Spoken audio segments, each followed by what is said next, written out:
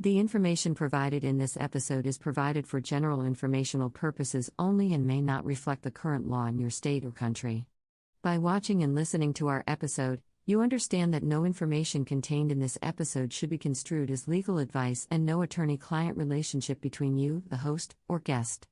You are advised to seek legal counsel concerning your legal question or concern from a lawyer licensed in your state, country, or appropriate licensing jurisdiction.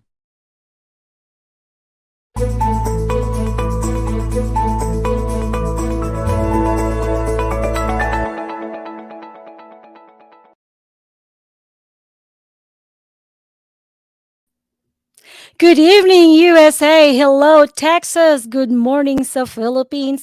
And good afternoon naman sa Australia. Good evening din sa Canada. And syempre pa, nasan man kayo naroon ngayon ay magandang araw sa inyo, mga kapwa natin Filipino at mga kaibigan natin sa buong mundo. Welcome sa Usapang OFF THE RECORD. I am your host, Aileen 𝘞𝘩𝘧𝘰𝘳𝘠. I'm an attorney licensed here in the state of Texas and in the Philippines. And I'm the managing partner of 𝘞𝘧𝘳𝘠 Law Firm based here in Houston, Texas. And syempre pa, mapapanood at mapapakinggan nyo kami dito sa Usapang OFF THE RECORD every Friday, 9 p.m. Central Time. And that'll be 10 a.m. In the Philippines ng Saturday morning. Ayan. We are live stream here sa Roof Chamber Radio Pinoy, YouTube channel and Facebook page. Kaya like and follow us so you will be notified of our upcoming live shows. Kami rin ay mapapakinggan ninyo kung sakali man na ma-miss nyo ang live show at ma-miss nyo rin yung mga nagmumultitask kayo at hindi nyo mapanood ang recorded episodes. Pwede rin naman kayong makinig sa Spotify, Apple Podcasts, Google Podcasts, Overcast, Pocket Cast, and Listen Notes. And of course, if you are joining us here sa live show, you may post your shout-outs, your greetings, and I will read them during the show. And if you have any questions regarding our topic for today, you may post your question and we'll try to address it during the show. Unless i-post nyo yan after na ng show. Syempre pa, hindi na natin yan masasagot. Kaya if you are joining us dito sa live show, take this opportunity to ask the questions. Of course, our topic for today is a continuation of our topic last Friday.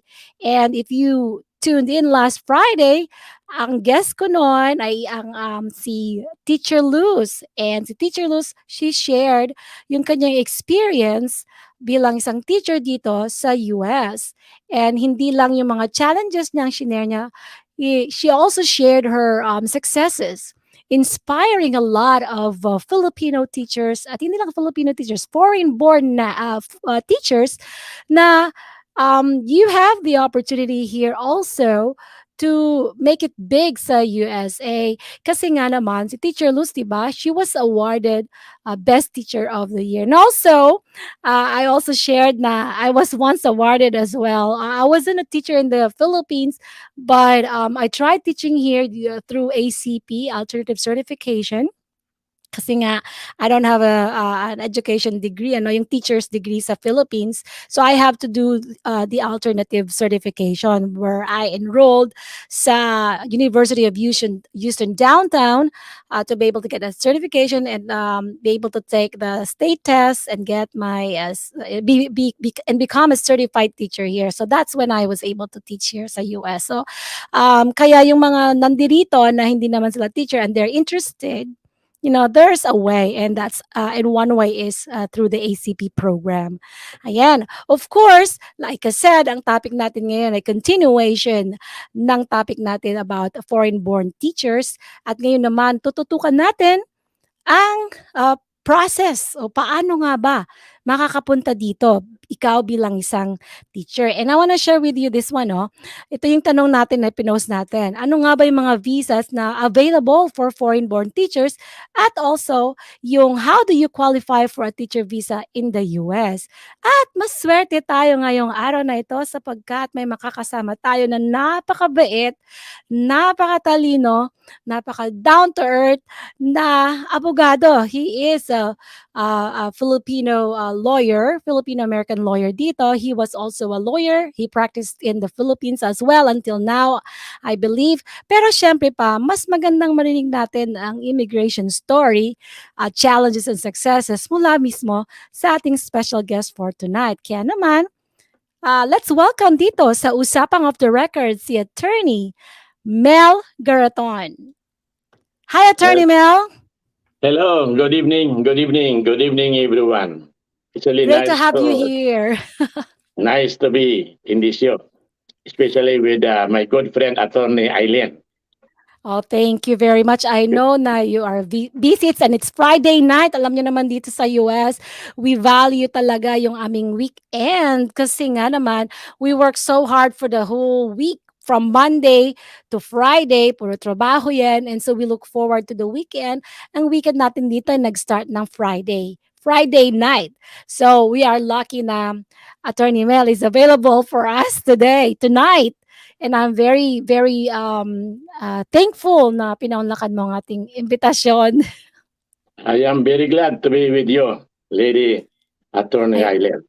Of course, maraming nakakilala kay thank you. Of course naman, maraming nakakilala kay Attorney Mel, lalo na dito sa Filipino community dito sa Houston, Greater Houston region. At saka syempre sa Louisiana dahil galing din si Attorney Mel doon at nagpa-practice din siya sa Louisiana. Pero syempre I know yung mga nanonood sa atin, nasan man kayo ngayon, magandang mapakinggan din yung istorya ng buhay ni Attorney Mel. Hindi naman natin na aalamin yung mga too personal, Attorney Mel.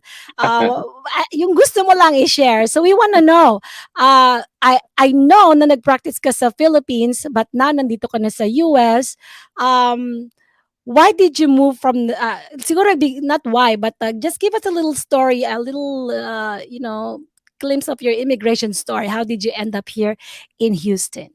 I would be very glad, Attorney Aileen. I became a lawyer in the Philippines way back in 1976 at the age of at the young age, and then in 1980, I went to the United States of America with the main purpose of studying maritime law. That's why I went to Louisiana and went to Tulane University. So I took up studies to practice maritime law because my law firm in the Philippines at the time was in maritime law practice. I see. So pinadalangan nila ako just to study maritime law. And wow. And then after that, when I was in Louisiana, I met some friends here who are also lawyers from the Philippines. So isa doon si Atty. 𝘬𝘬𝘪𝘏, was the #1 top-notcher in the Philippines. He was also studying comparative law in the university. I think it's in Dallas. I think that's the same university that you finished. Oh, that's right. Yeah, that's where I went. Yeah, the Southern Methodist University in Dallas. Yeah, SMU. Yes, I did. I took my comparative and international law there, my master's. Yeah. And then I met another lawyer, graduate of San Beda, Atty. Palarca. Also here, also was studying in America. So after we passed the bar, Atty. Palarca passed the bar in Texas. Atty. 𝘬𝘬𝘪𝘏 passed the bar in California, and I took the bar in Louisiana. So both three of us, decided that we will practice law. So in 1999, we put up a law firm named Palarca, Garaton & Co. Main purpose is to practice immigration law as well as personal injury cases. So yun na nag-start ng law practice ng 1989. Wow, 1989 pa. And then until now, nagpa-practice ka pa rin. And then until now, yeah, I plan to retire, but so many clients telling me, hey, huwag ka muna mag-retire, Atty. Mel. Madami ka pang matulungan. So I decided, okay. Then I will stay a little bit. Because my dream really is to become a farmer. Because I was born a farmer. My father was a farmer way back in the Philippines. Wow, so ang dream mo talaga maging farmer ng hacienda. Plantation ng ano. Farmer talaga, but in English we call those with 7 hectares planters. Okay, okay. Yeah, wow. So that's because your father, your dad was a farmer. That's why you also wanted to be a farmer. So may farm ka ba dito sa ano sa Houston? Sa Houston, walang farm, konting ano lang, garden lang. My wife really loves gardening. So meron siyang garden at the back of the house. Wow, pareho pala kami. Kasi ako din I love gardening. I love to ano, yung magtanim ng mga gulay and harvest yung tanim na gulay para organic talaga, 'di ba? So from there, we put up a law firm here in 1989 until today. But three of us, we decided to separate ways. Because Atty. Okay. Palarca went to full-time personal injury cases. And then Atty. Chu went back to the Philippines after having so many problems here in the United States of America. Challenges, yes. Yeah. And then I decided to stay here and concentrate on immigration law. I see. So right now, immigration. Yeah, so that's why I have my office in New Orleans. I have my office here in Houston. And before, I also have an office in Florida, but I decided to close it. So I now concentrate in Houston. Oh, so but yung sa Louisiana, so you are just going back and forth if you're needed Yeah, there too.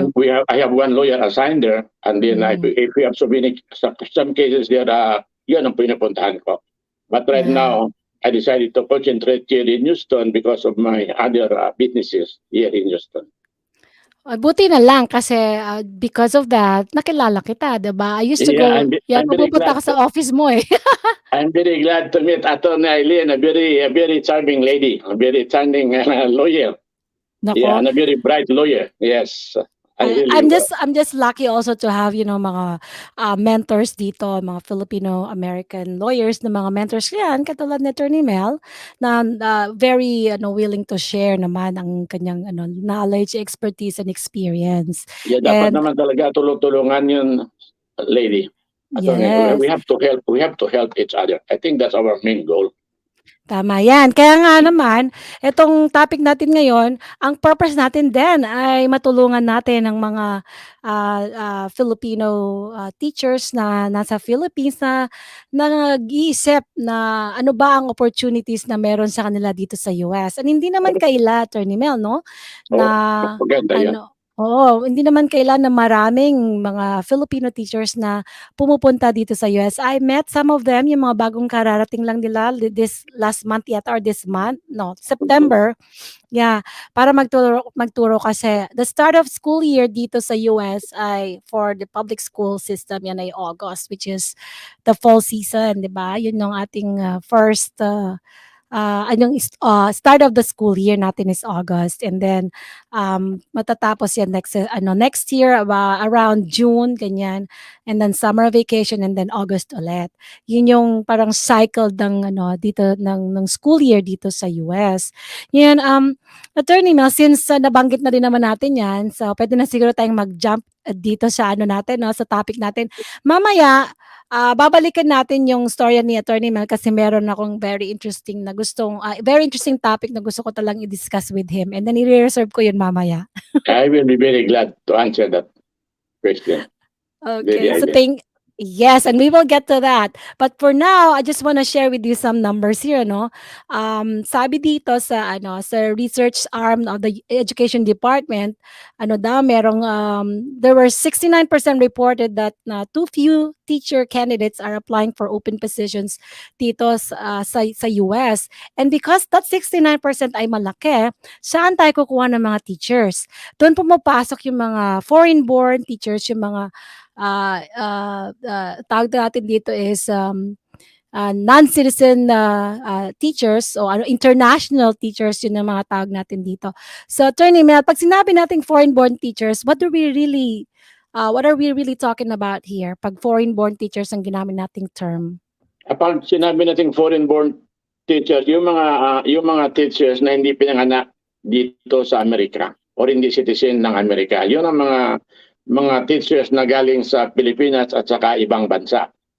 So, but mostly, sa nakita ko ngayon, for the year 2022, dami na rin pumasok na mga teachers. Ang number one dito na nag-recruit, nakapunta na dito yung Dallas Independent School District, mga 210 teachers ang dinala nito sa LCA, according to the Department of Labor. Tapos number 2 yung Sabana County. Sabana.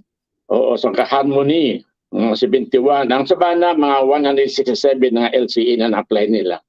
Tapos ang Richland County, tapos New York County, at saka mayroon din dito Houston Independent School District, mga 62 LCA ang pumasok ngayon. Oh, wow. So yun yung mga malalaking no? Yeah, malalaking mga school district. Yeah. Yes.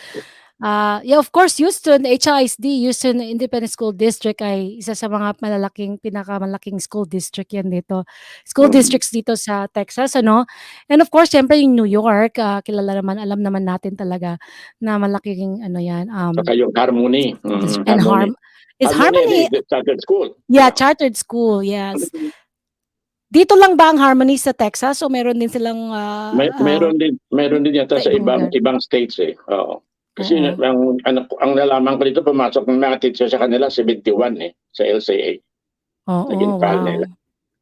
Oo nga, so marami talaga. At as a matter of fact, dito may mga mamimit ka talaga na kararating lang nila, and that's the reason why we came up with this topic, is because it looks like after the pandemic, parang mas lalong dumami ang needs ng mga schools dito, ano. Well, bago pa lang mag-pandemic, ay marami nang kumbaga there's already they say it's a shortage, but it's still they use that term very parang political na nga yung dating ng shortage na yan eh. So I'm not even gonna go there. Pero what I know is marami talagang mga foreign-born teachers na pumupunta dito to teach, not just in elementary level but also in secondary and post-secondary sa mga university. Sa tanda mo, Attorney Mel, mas marami bang mga foreign-born teachers sa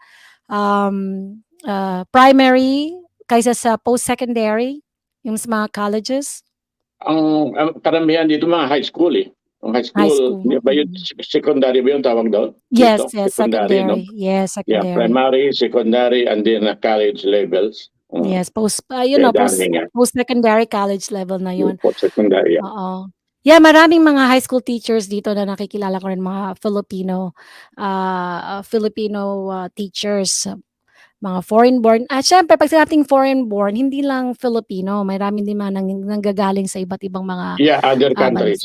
Yeah. So aside from Philippines, ano pa ba yung sumusunod na mga madalas pinanggagalingan ng mga international, sometimes tinatawag na international teachers or foreign-born teachers? Karamihan na nalaman ko dito, Filipino number 1, tapos Mexican. So mga Mexico, dahil nga tinuturo nila yung English as a second language. Yes. Tapos yung iba naman yung mga Nigerian group, mga teachers. Oh yes, and I met some of them also. So mismong sa school system, kasi ako 'di ba, educator din ako, and I taught sa Houston Independent School District and also sa Fort Bend Independent School District.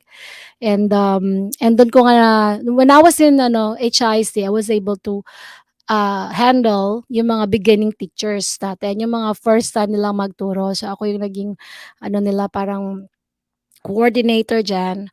And then ang ginagawa ko noon, I find mentors for them. My goal was to make sure that they don't leave the school the next year. We want them to stay and teach, diba? But that's only gonna happen if they enjoy what they're doing. Kaya, and then of course, may mga challenges. If you're not ready for the challenges, aka nga ni Teacher Luz last Friday, talagang madaling mag-give up. Kasi teaching is it's not just a job. It's a passion. It's you have to be dedicated in order for you to deliver or to do your ayaw ko nga tawaging job siya your passion. Yan.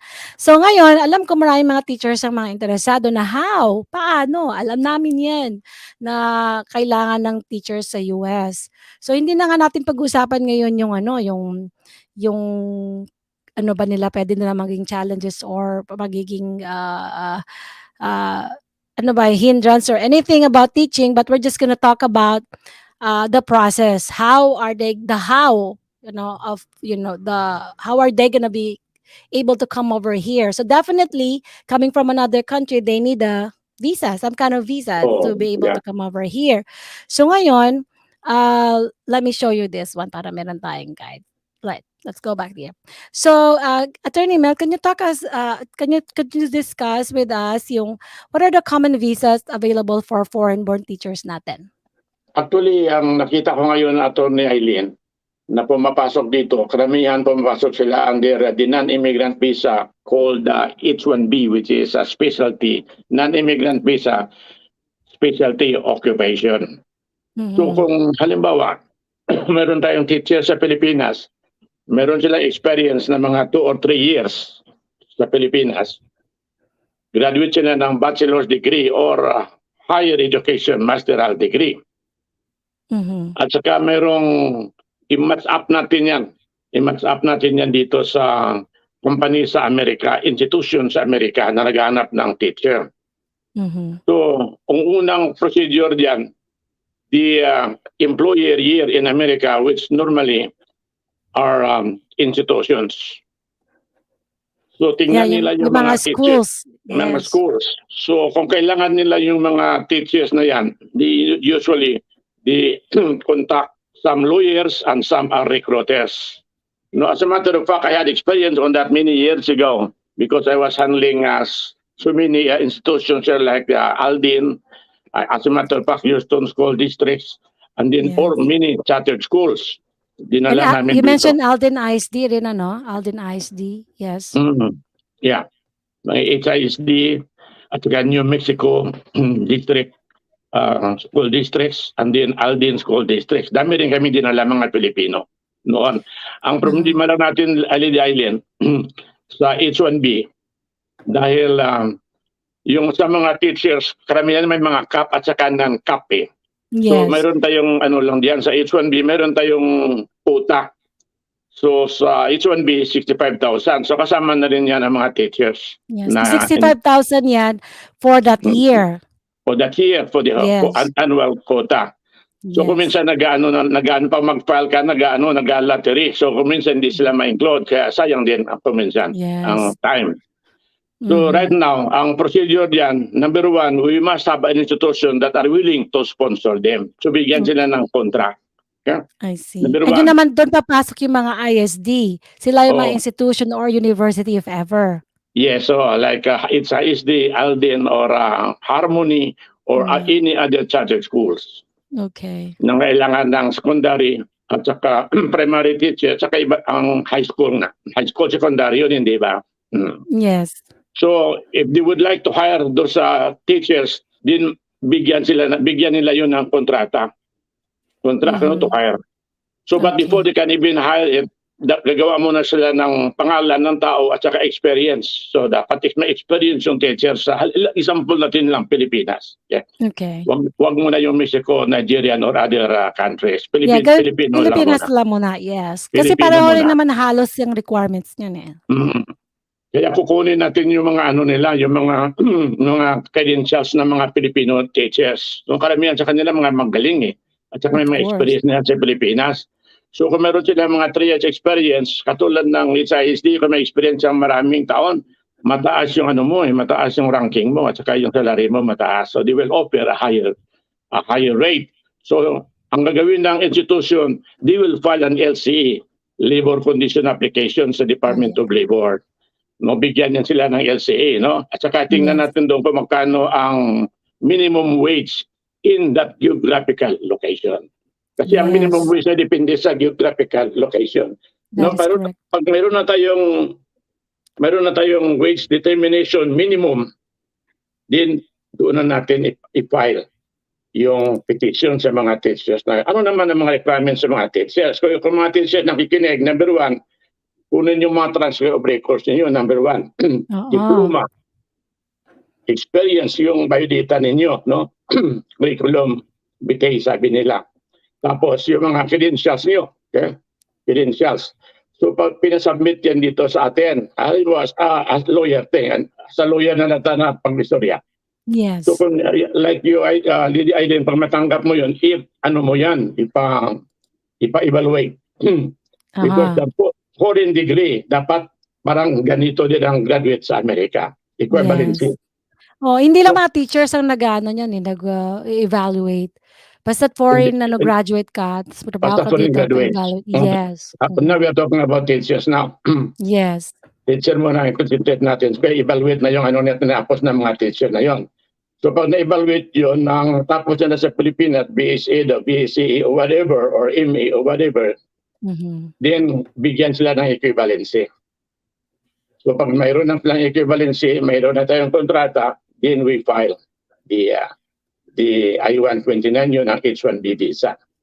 Okay, now we are talking only on the H-1B, pero dami namang mga visa. Number one, H-1B, it is the most Most visa. common yon yung H-1B. Pero So, remember naman that is mag-G1. Diba, H-1B is non-immigrant. So, ibig sabihin, pag nag-grant ka niyan, how many years ka dito? 3 years. Allowed ka ng 3 years and subject to another 3-year extension. Yes. So, may extension ka na another 3 years. So, total of mga 6 years. Mga 6 years.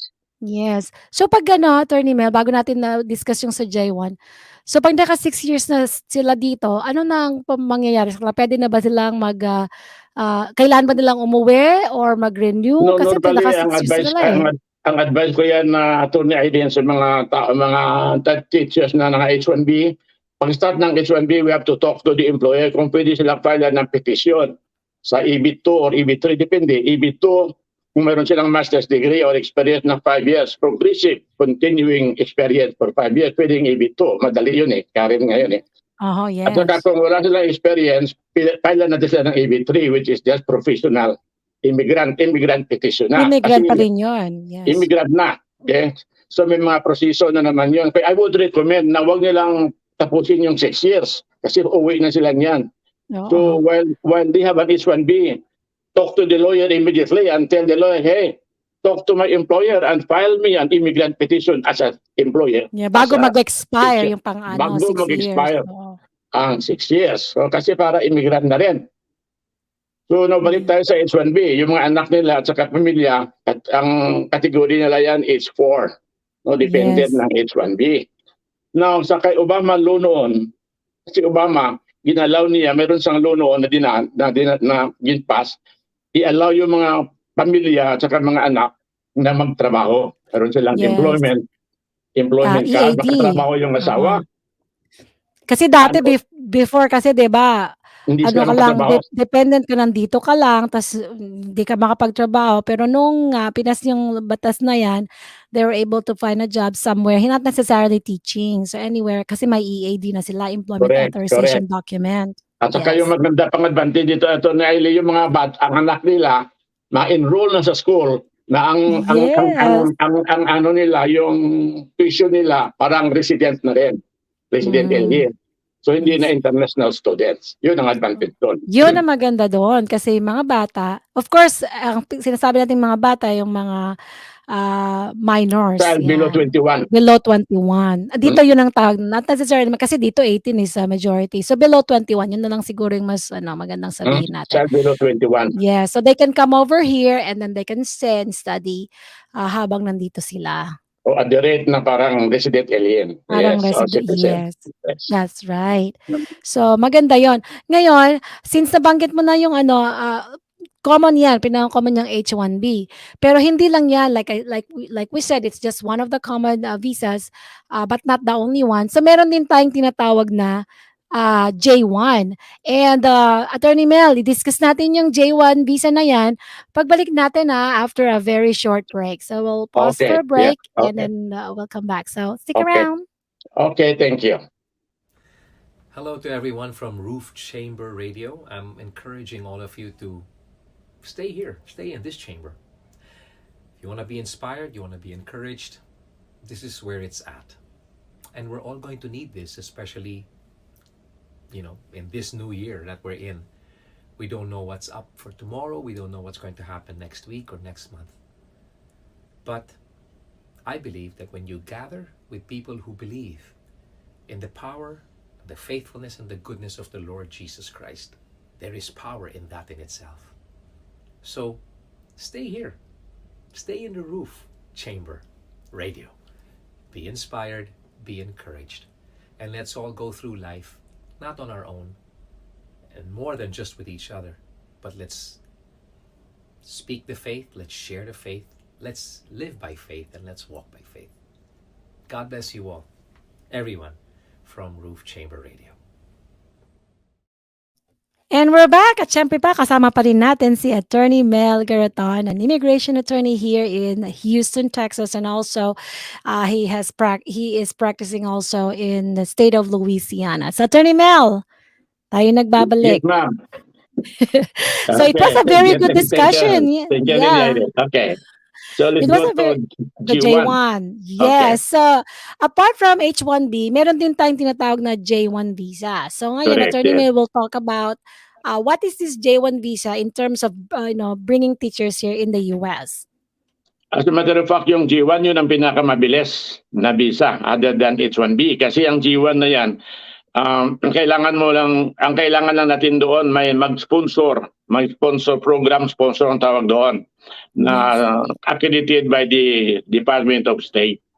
G1, no? So may mag-sponsor na accredited by the Department of State, tapos ibigay yan sa mga schools na nag-participate sa exchange visitor program. Yung G1 na yan, makastayan sila dito sa Amerika, depende sa ilang kontrata. Sa ilang, mayroong form doon na, I think 2069 ba yun? Sandali, tingnan ko muna. Yeah, mayroong form doon na nakalagay doon na... Yung mang DS 2019? 2019, yeah. May form doon. So sa form na yun, nakalagay doon, if they are subject to a 2-year foreign residency requirement. Yun ang problema lang sa G1. Kasi kung ang gobyerno naggastos sa iyo, may participation ang US government, then covered, you are subject to the 212E. Yun ang pinapauwi ka after your contract expires. Yes. Pinapauwi ka sa 2 taon. That is the 2-year residency. So, ibig sabihin, pag natapos yung yung term mo dito, kontrata mo na nandoon sa TS 2019 mo, you have to go, that doesn't mean na hindi ka na mahabalik, but you have to go back to the Philippines first kasi you are required for 2-year residency doon before you can come back here for the same visa, J1 visa. But yun nga, hindi lang dire-diretso, you have to go back. Yan. Oo. And yun nga ang dahilan, guys, because like what Attorney Mel mentioned, you owe the government kasi because the government helped you or correct, provided yes. support. So kasi ang purpose nun, cultural exchange yun eh. Cultural lang yun eh. Oo, cultural. So ano yung natutunan mo dito sa US, ibalik mo, pag uwi mo sa Pilipinas, i-share mo yon. That's the purpose. Yes. Kaya kailangan bumalik ka. And so pagbalik mo dito, J1 ka ulit, then you have another, again, you can stay, and you can stay here to teach. And of course, diba, Attorney Mel, kapag meron silang mga anak, can they also bring them over here habang J1 sila? Oo, pwede sila. O J1, mga dependent na maging J2. Yeah. J2, oo. Tapos Kaya lang naman, yes. ang mga ano lang yun, yung mga structure kung bakit sila covered ng 2-year foreign residency requirements kasi yung US government binayaran yung gastos nila at saka yung mismo ang gobyerno, halimbawa Philippine government na gastos din. At saka number 3, yung skilled list ba, yung trabaho niya dito na pumunta dito, yun ang may shortage sa Pilipinas, kaya pinapauwi sila. But those things can be remedied if you file for a waiver. Meron tawag silang waiver before the expiration of your contract. Yes, so pag may waiver ka, that means kung na-approve yun, you don't have to go back home. And of course, you have to prove. O mag-change ka ng status mo ngayon. Okay. Kasi ang G1 na yan, hindi ka yan maka-change ng status kung meron kang kung meron kang 2-year. Meron kang restriction ng 212E, yes.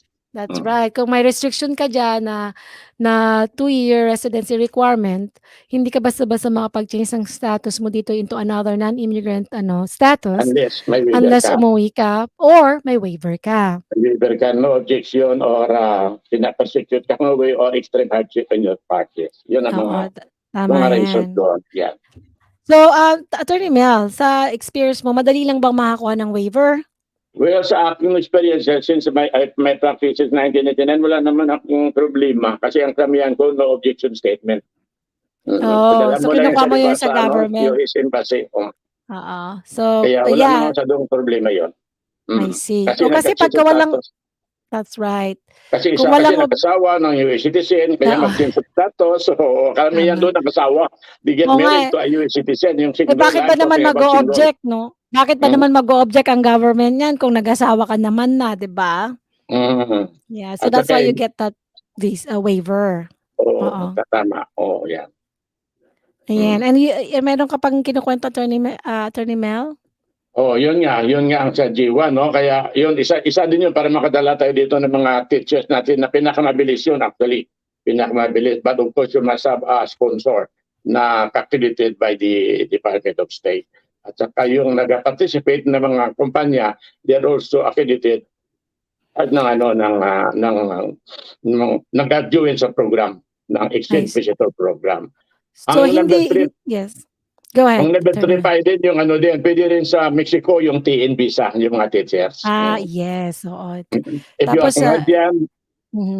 Canadian citizen or you are Mexican, pwede ka pumasok dito as TN yes. teacher.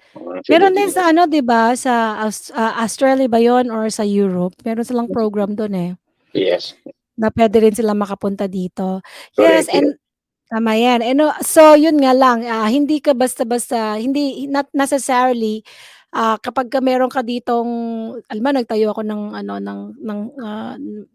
agency ko dito and then, mag-recruit ako ng teachers doon on a J1 visa, hindi ko basta-basta puwedeng gawin yon unless accredited yung aking, agency. Yeah, Tama, Attorney Mel? accredited ka muna. At saka may mga procedure on how to be accredited. May mga procedures naman yun.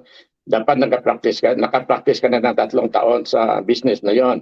Saka Yes. you must have some financial tuition. Saka number 3, may experience ka. That is correct. Madali naman yun kung gawin mo. Yeah. So kung interesado sila, then you just need to comply with the requirements so that you can be accredited and then you can start Yeah. recruiting teachers. So I think I think yes. yun ang magandang business na niya ngayon na Atty. Aileen. Dahil mga J1 na pumasok dito Kaya, Oo nga, eh. Well, yung mayroong mga J1 naman entrepreneur. kasi hindi lang din naman mga teachers 'yan, eh. So may mga iba ring mga Students, students or yung mga mga artists. nagtatrabaho sa artists, yung nagtatrabaho sa mga sa mga hotel and restaurants, 'yan, Correct. mga Yeah. J1. So Karamihan yun. kaya hindi lang mga teachers, pero siyempre dahil ang focus natin ngayon mga teachers. So Teachers, yun yeah. yung ating dini-discuss, yes. Ngayon, of course, since actually na-mention na ni Attorney Mel yung mga requirements, how do you qualify for a teacher visa in the US? Na-mention na niya yung if you're an H1B, if you're applying for NH1, sorry. And then kung J1 naman, ano yung mga usual requirements? Kailangan meron sila experience na at least 2 years na nagturo, 'di ba? Correct. Yeah, 2 years, yeah. Yung internship ba, pwedeng mag-qualify yan sa teaching field experience or kailangan as certified teacher ka na? I think sa nakita ko sa gin-applyan ko, karamihan certified teachers na nagtrabaho na teacher sila for the past 2 years. Yes. And then also na-mention mo kanina na depende din sa experience nila kung ilang taon sila nagturo sa Philippines na merong epekto yon sa salary nila rito. Correct, yes. The longer yung kanilang experience sa teaching, mas malaki yung yung salary nila dito. And Totoo yan. Yeah. yes, but that's ano ba to sa lahat ng nag-a-apply ba ito sa lahat ng mga institutions dito sa US, lahat ng mga ISDs? Depende lang sa ibang district katulad ng HISD. Yun, pag dami ka na experience, mataas yung mo salary. Pero ngayon nakita ko ang average salary ng high school teacher dito, it ranges from 62,000 to 70,000 a year, Yes, no? Average nila yon. Ang middle school naman 61,000 to 65,000. Ang elementary 60 to 65 at saka sports and mga coach 42,005 to 45,000. Yun ang mga average. Actually, buti nga na yun nakita ko rin na to na nag-increase sila. I don't know maybe because they're enticing teachers to to apply kasi marami tayong nawalang teachers during the pandemic It was very challenging. Kasi noon kasi before the pandemic, I think ang salary ng yung mga beginning teachers, yung mga first time na magturo, walang experience, mga nag-start sila sa mga 50, ganyan. Tapos nag-increase siya, naging 55. Tapos ngayon mga maabot na ng 60 average na starting yung first year experience mo. Siyempre katulad nga ng sinabi ni Attorney Mel, if you are already teaching in the Philippines, they will count the number of years. But not in all ISDs, kasi depende din dun sa institution. Kasi meron din kasi ako mga kakilala sa Dallas na yung iba, kinount nila yung 20 years experience sa Philippines, kinount nila dito. So, mataas agad yung sweldo ng teacher. Taas agad sweldo nila. Yeah, Yes. that may mga umaabot na ng 90,000 as starting nila. That's really true. Yes. Yeah. And then every I think if it's not every year, meron silang ini-increase depende dun sa sa ISD. Merong iba every 3 years nag-i-increase sila ng salary, or yung iba naman every year. So I think depende din sa budget ng school because because that is governed by state law, hindi naman siya federal. So depende doon sa sa state. Kung maraming budget. Experience ko rin na Atty. Aileen, yung mga Filipino teachers dito, karamihan nga mga may mga award yung mga best teacher. Katulad mo, best teacher of the year. Karamihan nakilala ko dito mga best teacher ng ISD, best teacher ng Harmony, best teacher ng Aldino. Karamihan sa kanila. Kasi Filipino dito talaga, very bright. I would say that.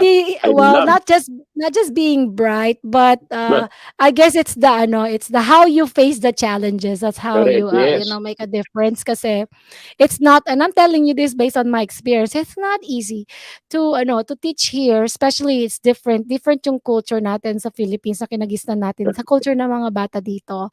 So if you are too sensitive, at lagi mong i-compare pagdating mo dito sa US, i-compare mo the way yung mga bata, mga estudyante sa Philippines and yung mga bata dito, talagang baka hindi mo kayanin kasi you will take it personally. Marami akong mga beginning teachers na umiiyak every day after school.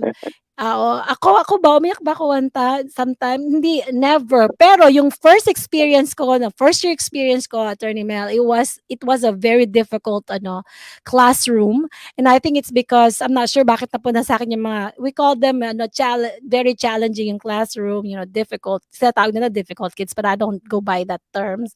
It's just difficult yung classroom, yung mixture ng mga estudyante. And and then of course marami tayong mga restriction. You cannot touch the kids, you cannot. So yes, iba yung discipline dito at saka iba sa atin, di ba? Don't you dare touch them, please. That's really true. It is a battery here, could be considered battery. So anyway, so pag alam mo yon, talagang you tago mo yung mga kamay mo kasi talagang minsan sasubukin ka ng pasensya mo. Totoo, and may estudyante nga ako dati na na alam mo yung kidney table na malaki, pinlip niya yan kasi matangkad siguro hanggang dito lang ako nung estudyante. Totoo. Yun 4th grade. So that's a very nice experience sa Atty. Aileen. Pero alam mo, Atty. Mel, lang sabi naman nila, sabi nila maganda yung na-experience mo kasi you've been in a difficult mixed classroom. So yung mga susunod na easy mo na lang. Madali na lang kasi you're able to handle that. Madali na lang kasi naranasan mo na experience. Okay.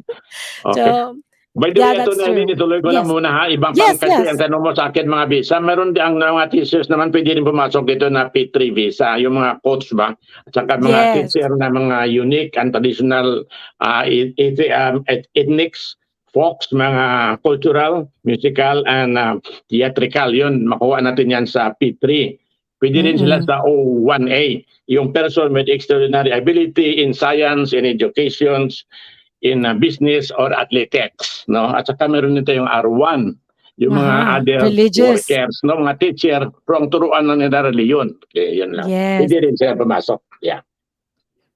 That's true. So hindi lang talaga naman H1, H1B, tsaka J1. Marami rin, depende sa sa specialization mo. Let's say ang specialization mo is theater. Di ba? Yes, sir. Oh, yan. Theatrical. Pwede ka rin Okay. pumasok. Kung ano naman, kung galing ka sa religious field, pwede din yun, yung R1 Other visa worker katulad. religion. Yeah. R1 ang tawag. R1. Ano nga ba yung O1 natin dito? Ito naman yung mga athletics, yung mga may Person extraordinary with abilities. extraordinary ability in science. So, ikaw scientist Yeah. ka.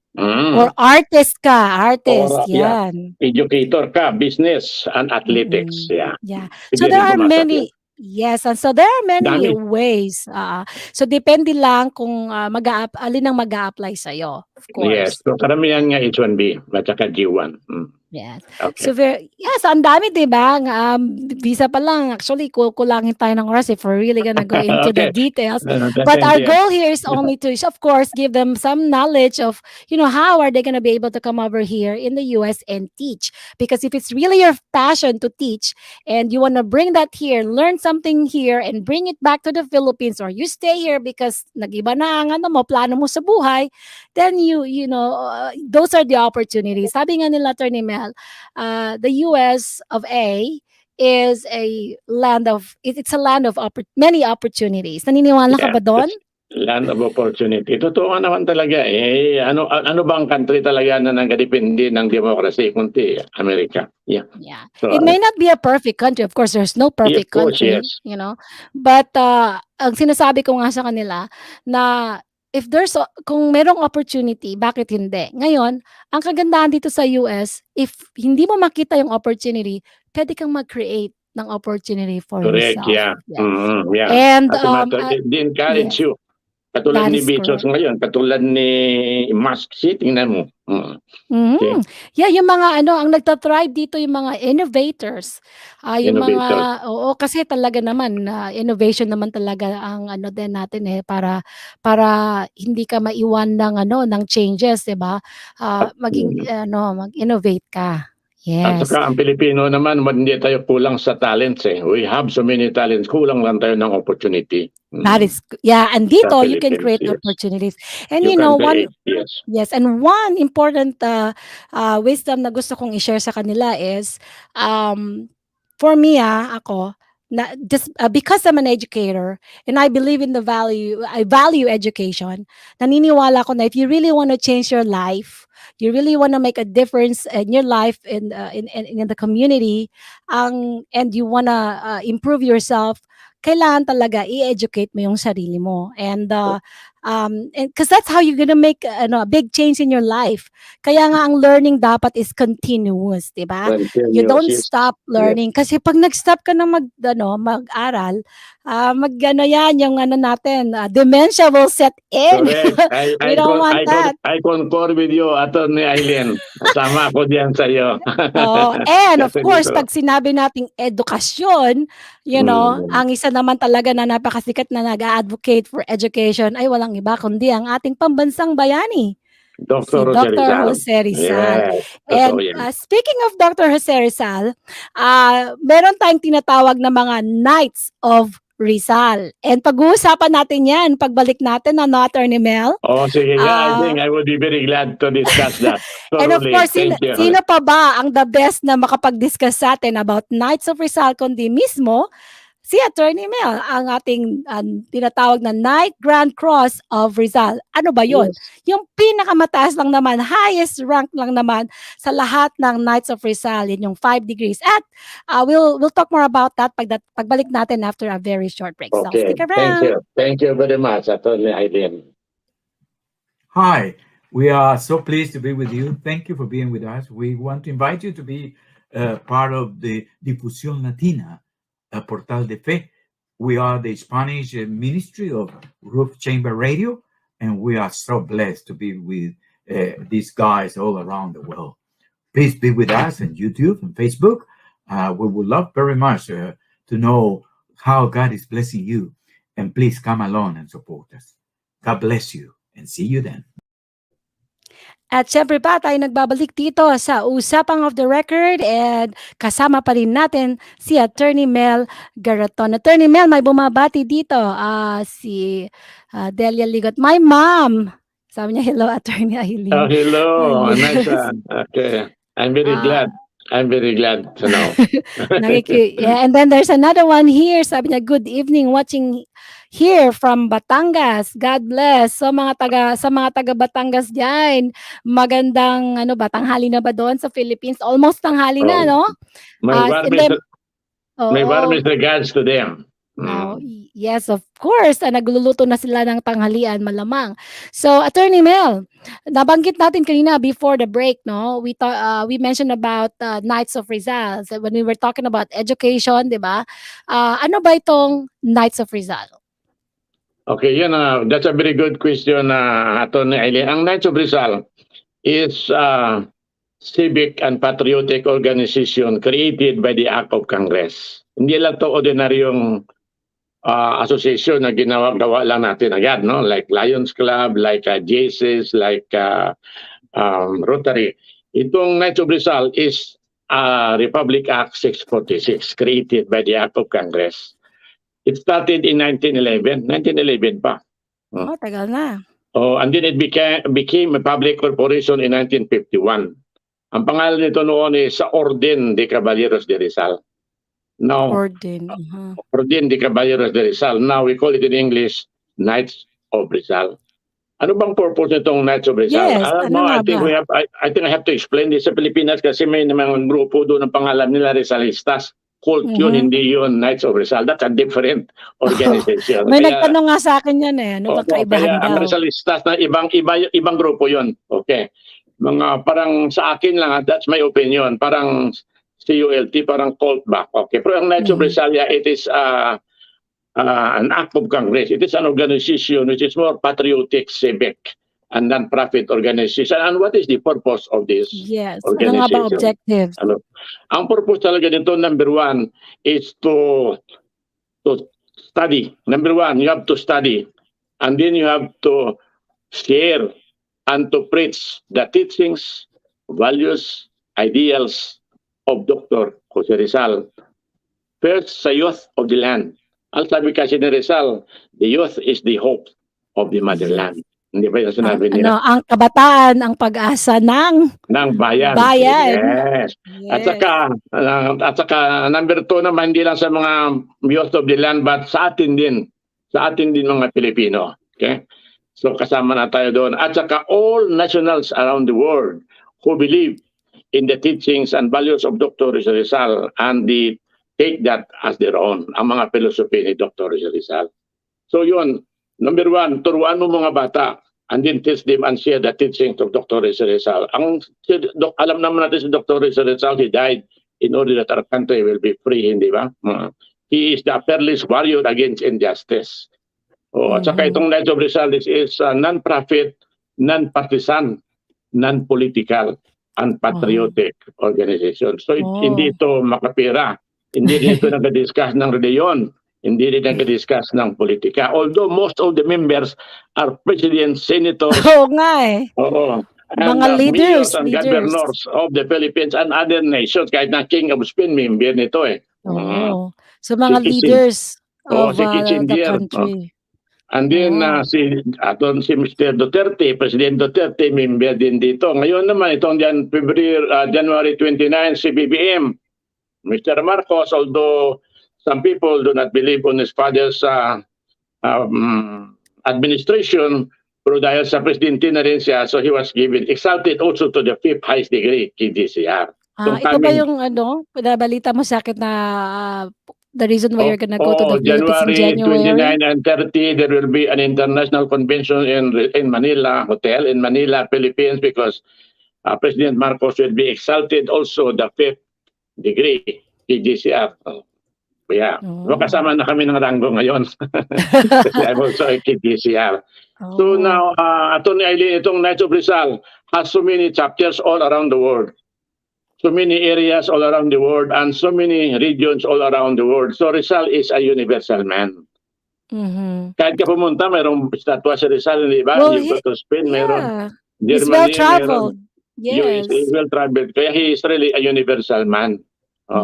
Kasi sinabi nga Rizal, a life which is not consecrated to a great ideal is like a stone wasted in the field, never to become part of an edifice. Yan ang sinasabi ni Rizal sa atin. Tama. Tapos So ano, Attorney ngayon, Mel, meron kayong Atty. ditong Aileen, ano, di ba? ako ngayon yung overseas representative and council, member of the Council of Trustees. So, ang overseas representative yun ang nag-oversee ng buong Knights of Rizal around the world, hindi lang Texas, around the Mm. world. Kaya So, malaki din ang ikaw yung head. responsibility. Yeah, ikaw yung head. I am the head of the overseas. So, lahat ng mga overseas, ibig sabihin Overseas. lahat ng Yung head nasa labas naman, ng Philippines. ang head naman sa Pilipinas yun ang Supreme Commander. Yung Supreme Commander ngayon yun ang mayor ng Angono, Rizal. Pinalitan na si Chief Justice Puno at saka si Justice 𝘷𝘪𝘴𝘢𝘆 ng Court of Appeals. Yeah, kilala ko sila. Siyempre, galing ako ng Court of Appeals doon. So, Attorney Mel, ano bang benefits? Una muna, kahit sino ba pwede maging member ng Knights of Okay, Rizal? ang Knights of Rizal, number one, bago ka makapasok dyan, dapat you must be a person of good moral character. Wala kang conviction naman. So, background check na talaga sila. Oo, dapat good moral character. Tapos number two, you really believe on the teachings and values of Dr. Rizal. Number two yun. At saka number three, that you are willing to study and to spread the teachings of Dr. Rizal to the Filipinos and to all nationals around the world. At saka ang number four, you have to love your fellow men and your country. Yeah. So, yun pa lang Akala nyo, 4 lang yun, pero mabibigat yun, no? Attorney Mel, itong nasa screen natin ngayon, 8th USA Regional Assembly Youth. I think ito yung nag-attend ako ng event nito Diba? You were there, and I'm very glad that you were there, Atty. Aileen. Oh my goodness, I really appreciate it very much. My warmest congratulations to you for coming. Well, it's my honor actually to be invited by you there. Ito yung Supreme Council officers nyo. Nandiyan ako, overseas representative, yan. Diba? Yung mga knights, ito yung mga Knights of Rizal. Yan. Yan ang Supreme Council officers. So kung meron diyang familiar sa inyo, ayan, sila yan. And of course, ito yung isa sa mga events nyo dito sa Texas, di ba? Yung tanong ka, Attorney Mel, so napapansin ko puro mga men, okay? Paano naman yung mga kababaihan? Meron din ba silang chance na maging member ng Knights of Rizal? Kasi ang nangyari kasi nito, Atty. Aileen, when it was created long time ago in 1911, mga lalaki lang, no? Ngayon, dahil in order for us, para hindi naman ma-discriminate ang mga babae, gumawa ng alliance, ang tawag sa kanila ng mga babae ngayon, kababaihang Rizalista. Ladies for Rizal. Yes. So I And think na-meet ko na rin yung mga iba natin dito, mga kababaihang Rizalista. Kababaihang Rizalista. Yun din ang tenets nila, yun ang prinsipyo nila na you have to study, to teach, and to share the teachings of Dr. Rizal. Dami kasing tinuro sa Rizal, di ba? No limit. Nag-aaral tayo noon, di ba? We have no limit. May Rizal tayo, di ba? Subject. High school noon, meron na yun. I mean, part of the curriculum, I think that was in yung dalawang libro niya, No Limit ang Hari, Touch Me Not. Touch Me Not, di ba? Ang meaning niyan, Cancer of Society, at saka yung No Limit ang Hari, El Filibusterismo. Ang tawag noon, Reign of Greed. Yan. That's yung right. dalawang libro na Rizal. Yeah, so actually part talaga ng curriculum yan when I was in high school. I'm not sure kung nabago na yung curriculum ngayon, kung they're still studying the Knights of Rizal. Attorney Mel, meron tayo ditong bumabate, si Maria Luz. Siya yung si Teacher Luz, guest natin last Friday. Sabi niya, hello attorneys, Aileen Dizon and Mel Garaton, watching you live here in Houston. I'm very glad that you are watching us today. Last time hindi ako naka-watch ng movie kasi I was in St. Louis, Missouri. Yes, you told taking me all about those that. monuments of Rizal. Yes. Yeah, meron tayo dito yung sa Centennial. Napuntahan ko na rin yun. At magpapatayo nga kayo ng another monument dito, di ba? At I think that's what we're trying to raise funds. Yun ang plano natin ngayon. We have one bust of Rizal here nasa nasa Herman Park. Alam mo ba yan? Yes, I was there. May picture nga kaming dalawa ni Dr. Rizal doon beautiful. Now we are putting up, ayun ang bagong project ngayon ng Knights of Rizal. We are putting up Rizal Park. We are now looking at the 2 acres lot dito sa Southwest. We'll put up a Rizal Park where all our family can stay. So ito talaga park talaga to and talagang a monument. May monumento siya doon. Monument of Rizal, and then we will have a accounting building, Texas Rizal Center for International Studies. Ang concentration natin doon, yung mga artificial intelligence, yung mga spaceship, space technology, and internet. Yung mga ano ngayon, mga 5G, mga 6G. Para sa mga bata natin yon. Hindi katulad Yes, yung ko. mga yung mga anong tawag Modern. natin doon? Youth of Rizal. Oh, modern technology. Yun ang ano natin ngayon. So we will have a monument of Rizal and park, and at the same time, Texas Rizal Center for International Studies. I see. So are we also gonna have like a little parang museum where we can display itong Mga artifacts, yes. mga artifacts, yes, yes. As a matter of fact, we have so many right now. Kinuha namin kay Dr. Castro from Missouri. Kaya yun ang trip ko doon, pumukuha ako. And Dr. Castro, a member of the Knights of Rizal, meron siyang building, 2-story building full of the memorabilia of Rizal. Wow, 2 stories? 2-story building sa 𝘷𝘪𝘴𝘢, and then he gave 2 million pesos for the construction of the Museum of Rizal in Manila, the international headquarters. Oh, that was Pesos really na naman, nice. bro. 2 million pa rin yun, malaki pa rin yun. Oo, syempre, donations, any donation, coming from the heart is of course very much appreciated. So, Attorney Mel, may tanong.